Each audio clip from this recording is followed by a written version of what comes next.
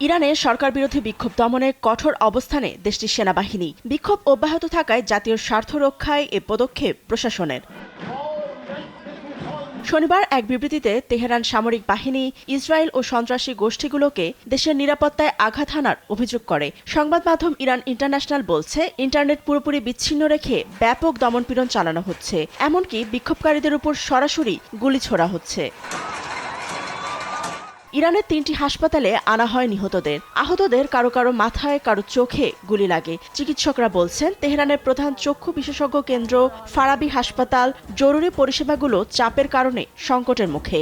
এছাড়াও নিহত হন আইনশৃঙ্খলা বাহিনীর সদস্যসহ অনেকে।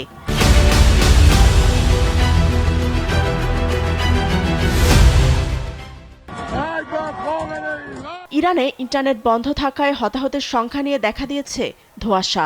নিহতদের সংখ্যা নিয়ে গণমাধ্যমে নানা রকম তথ্য উঠে আসছে।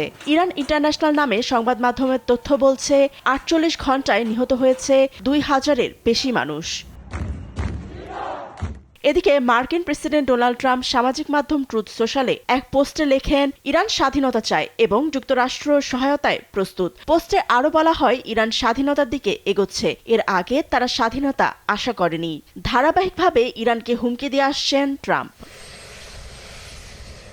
সংবাদ মাধ্যম নিউ ইয়র্ক টাইমসে এসেছে, ইরানে কিভাবে হামলা করা যায় এ বিষয়ে ট্রাম্প ব্রিফ করেছেন সংশ্লিষ্ট কর্মকর্তাদের। তবে এ বিষয়ে কোনো চূড়ান্ত সিদ্ধান্ত আসেনি এখনো, যদিও হামলার নির্দেশ নিয়ে গুরুত্ব সহকারে ভাবছেন Trump. Fatema Tasnim, news desk, দেশ টিভি।